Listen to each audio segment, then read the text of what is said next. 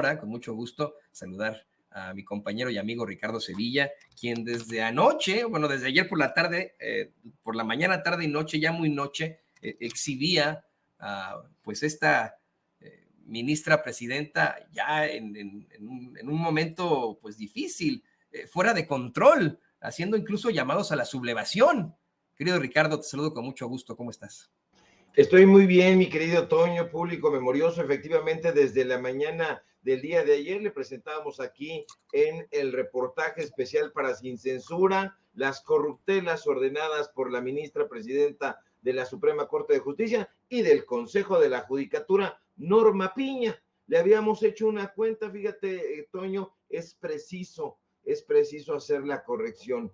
Habíamos hecho aritmética elemental, aparecieron otros números en los contratos. Le habíamos hablado a usted sobre 150 millones de pesos que a través del Consejo de la Judicatura habrían pagado por el mantenimiento de un software ahí en el Consejo que preside Norma Piña. Le habíamos dicho 150 millones de pesos. Aparecieron otros 21 millones de pesos, Toño. 171 millones de pesos fueron lo que se pagó. Qué barbaridad, no te lo puedo creer. Es que esta fue la investigación especial sin censura de nuestro queridísimo Ricardo Sevilla. Ayer, disculpe la palabra, nos encabronábamos por pues todas estas chicanadas, estas cochinadas en el Poder Judicial de la mano de la ministra Piña.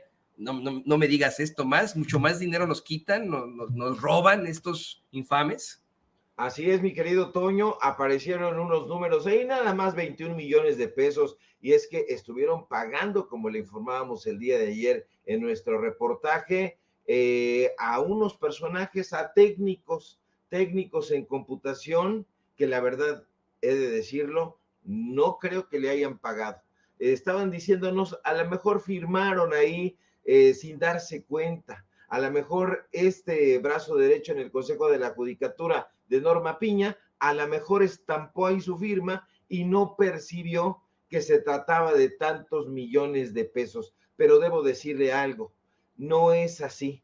Esto no es un descuido, esto no es una omisión, esto es maldad pura y robo en despoblado de parte de la gente, de la cúpula dorada que compone el Poder Judicial de la Federación. 171 millones de pesos por la manutención, el mantenimiento, mejor dicho, el mantenimiento de un software que ya habían comprado por cifras millonarias. Pagaron por hora, entre 4,000 pesos y 10,000 pesos por hora. O sea que nosotros estamos, pues no sé, en un país muy extraño, en donde no habitan los ministros, los magistrados, los jueces, todos estos juzgadores. Es completamente absurdo e increíble, porque no damos crédito al plantearle a usted pues estas interrogantes. ¿Qué demonios está pensando Norma Piña? Bueno, pues lo acaba usted de escuchar, Toño, así que efectivamente, pues entrémosle al tema ya, si me lo permites. Decías hace un momento, citabas una frase que, si no mal recuerdo, pertenece a Baltasar Gracián, el escritor y filósofo jesuita, no le gustaban a Octavio Paz los jesuitas, un jesuita aragonés. Baltasar Gracián decía, lo bueno, si breve, 2 veces bueno, y aún lo malo, si poco, no tan malo. Pero fíjese usted, la necedad y la malevolencia de Norma Piña no ha sido breve, sino larga y calamitosa. Norma Piña está enardecida, está completamente fuera de control, fuera de sus cabales. La ministra presidenta de la Suprema Corte de Justicia de la Nación se creyó la tontería que ha estado difundiendo desde el día de ayer la reportera del periódico Excelsior, ahí donde trabaja Pascal Beltrán, ahí donde se da la mano con Ciro Gómez Leiva, la señora Leticia Robles de la Rosa, quien asegura, desde ayer está con esa necedad, que hay un complot en la Corte para destituir a la pobre ministra presidenta Norma Piña, y ella dice que detrás de ese complot está la ministra del Pueblo, Lenia Batres, y la ministra Yasmín Esquivel. que la quieren destituir, y entonces ha sembrado esta duda en Norma Piña. Y fíjese, ayer conversábamos con algunas personas que trabajan ahí en la Suprema Corte de Justicia de la Nación y nos aseguraron, Toño, que Norma Piña se montó en su macho y ordenó a sus asesores: a ver, vengan para acá, les tengo una misión, redáctenme un posicionamiento, pero de ya, rápido. Entonces le redactan el posicionamiento y sale a leer el prompter. Ella sí tiene prompter, un teleprompter ahí enfrente que acaba usted de escuchar. Se lo pusimos aquí en Sin Censura. Entonces ahí lanza esta arenga, porque es una arenga a los trabajadores del Poder Judicial, completamente fuera de sí. Norma Piña hace este llamado a la rebelión, una rebelión en la granja de la Corte, de la Suprema Corte de las Injusticias. Y ahí Norma Piña, de lo que me parece completamente irresponsable, hace este llamado a la sublevación. Ahora, Toño, lo importante es darle contexto a la gente. Esto se trata de poner a los trabajadores y a las trabajadoras del Poder Judicial en contra del gobierno, en contra de la transformación, en contra de el presidente López Obrador y de la futura presidenta Claudia Sheinbaum, y eso tiene el fin de amagar o de intentar amagar al gobierno federal, a los legisladores, para que en su momento no avance la reforma o la propuesta de reforma al Poder Judicial. Y está desesperada Norma Piña, completamente enloquecida, enardecida, pero en ese enardecimiento lo que está haciendo es tratar de lanzar al frente de batalla a los trabajadores del Tribunal Electoral del Poder Judicial de la Federación, del Consejo de la Judicatura, de la Suprema Corte de Justicia de la Nación, desde luego, del Tribunal Agrario, de los juzgados de circuito, en fin, a todos ellos los está tratando de poner al frente para que peleen una batalla en donde ellos realmente no están inmiscuidos. Ayer Claudia Sheinbaum precisamente hacía un llamado a los trabajadores del Poder Judicial para que no se dejaran pillar, para que no se dejaran capturar por las garras afiladas de la desinformación.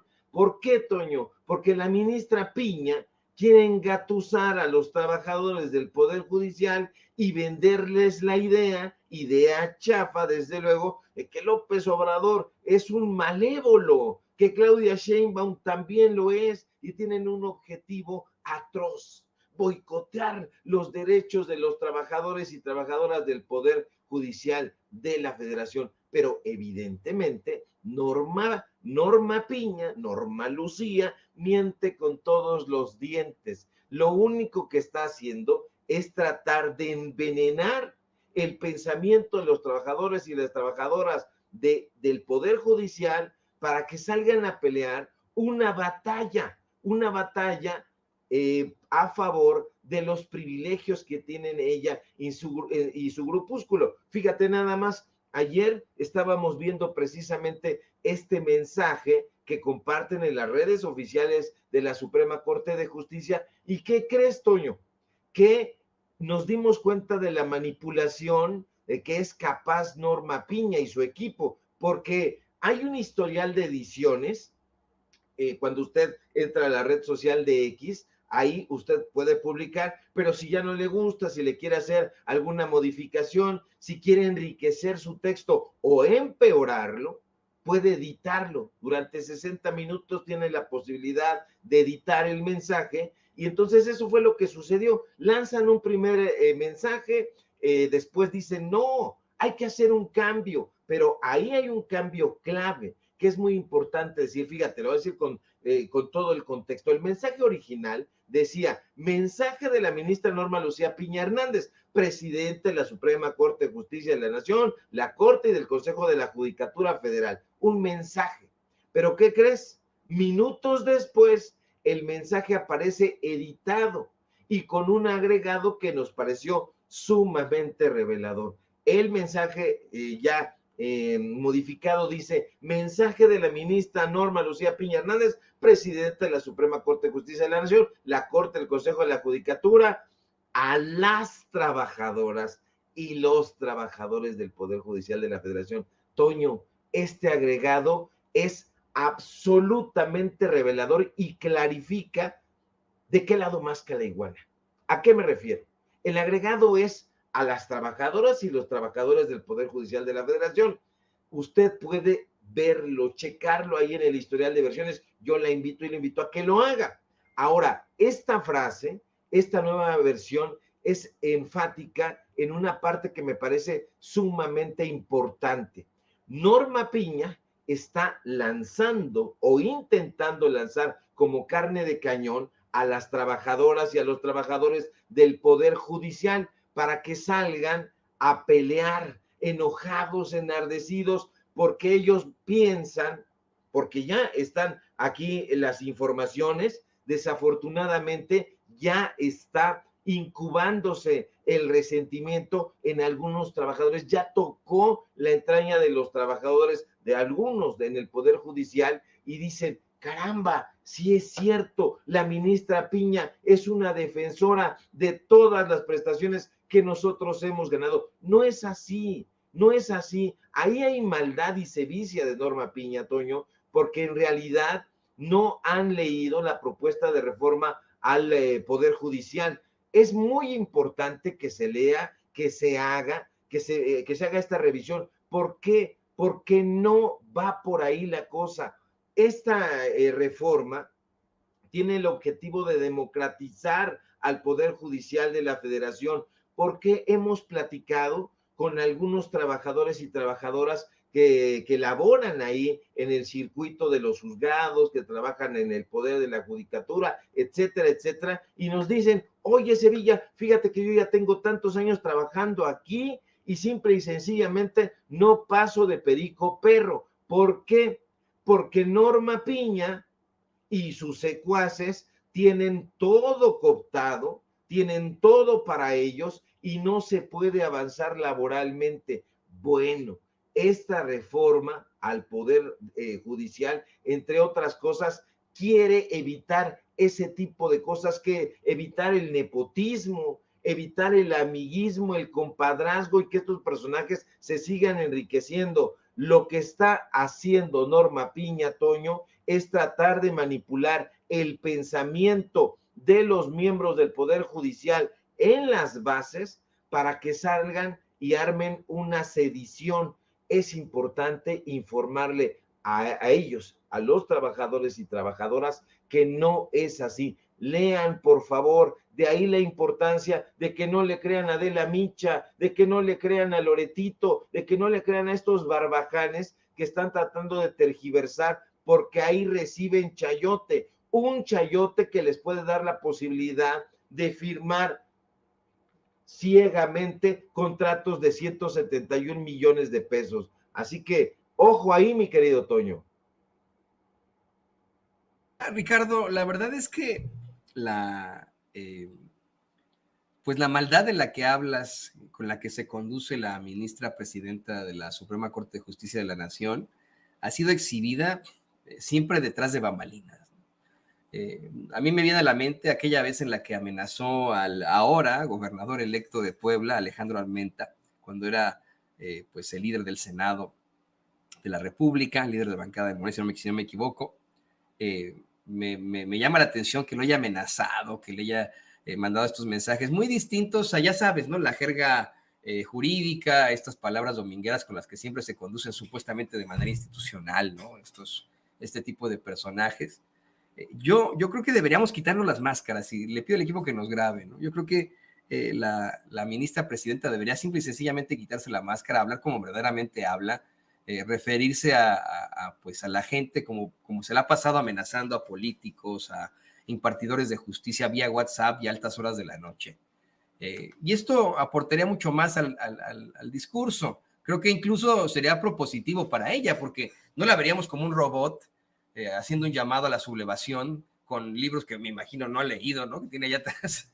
Esa es la típica, ¿no? De muchos leguleyos, ¿no? Poner ahí su despacho lleno de libros que a lo mejor es pura utilería.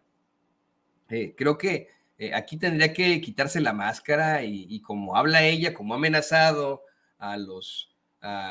como amenazó a Alejandro Armenta, hoy gobernador electo de Puebla, como amenazó a los magistrados del Tribunal Electoral del Poder Judicial de la Federación, pues también conducir este tipo de mensajes diciendo, oiga, no estoy de acuerdo con esto, nos vamos a poner a esto, pero sin la máscara, sin esta opción tan chafa de dirigirse a sus funcionarios con una serie de palabras ahí domingueras, chafas, ¿no?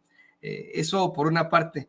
Por otra parte, quiero preguntar, yo me declaro culpable, yo pensé de forma muy negativa que no íbamos a conseguir llegar a los 2/3 de mayoría, porque así lo marcaban las encuestas.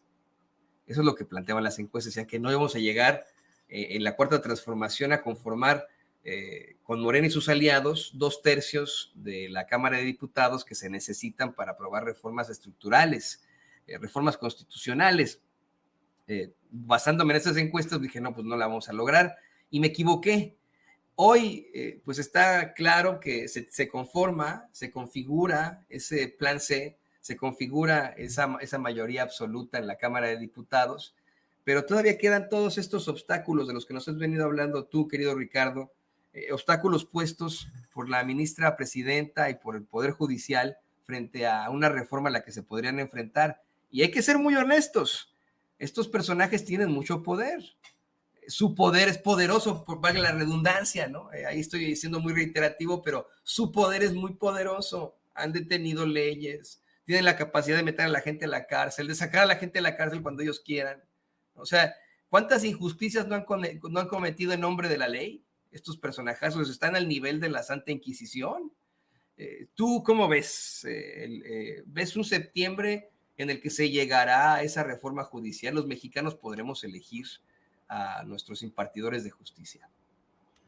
Sería lo ideal, mi querido Toño, porque la democracia mexicana es una democracia recién nacida, es un lienzo. Mire usted, aquí yo tengo una luz y yo aprendí de Juan Carlos Iracheta cuando era muy niño, que era un personaje que presentaba curiosidades, que las moscas siguen la luz.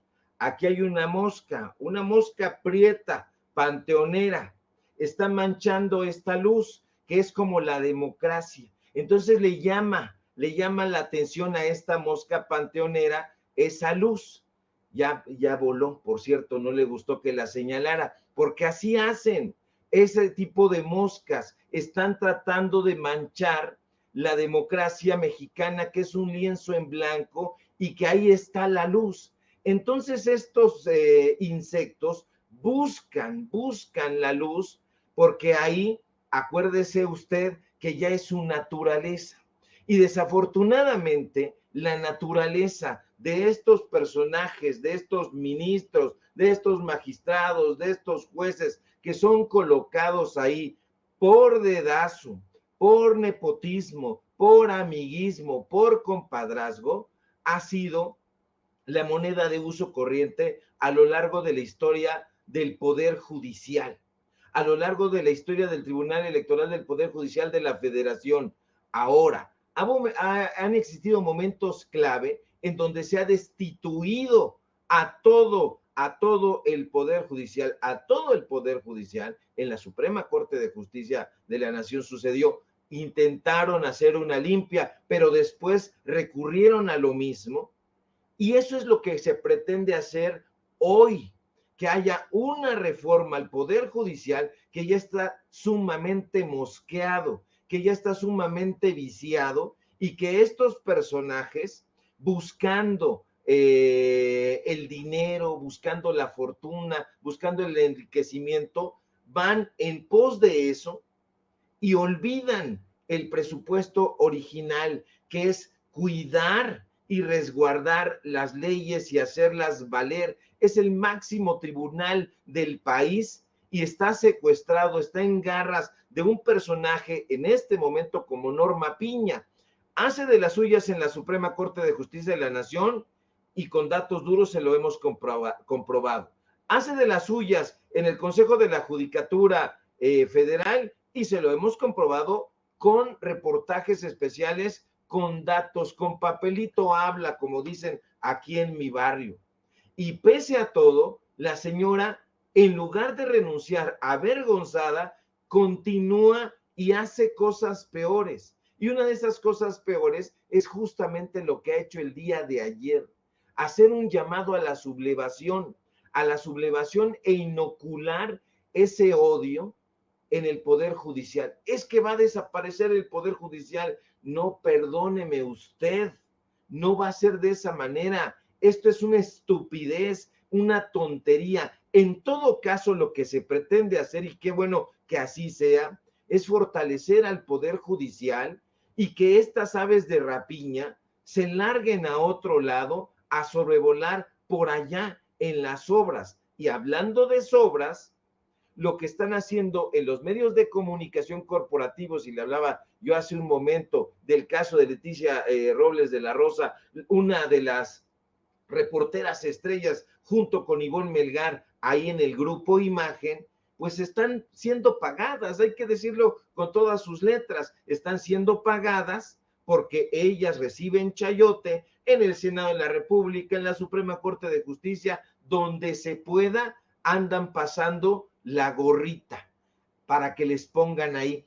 ¿Qué están haciendo en este momento? Se lo hemos dicho una y otra vez de manera reiterada, tratar de defender el bastión del Poder Judicial, no porque les importe la justicia, no porque les importe la defensa de las leyes en este país, no, les importa que es el último bastión donde les aflojan esta cantidad de dinero, los millones y millones de pesos en pautas publicitarias a sus medios de comunicación, en sobrecitos amarillos para que la vayan pasando mejor. Ese es el tipo de periodismo que hoy tenemos. El presidente López Obrador habló hoy sobre el periodismo otra vez. Eso no se puede considerar simple y sencillamente periodismo porque tiene que ver con el dinero, tiene que ver con los intereses económicos. Entonces, ahí ya nos está hablando de periodismo.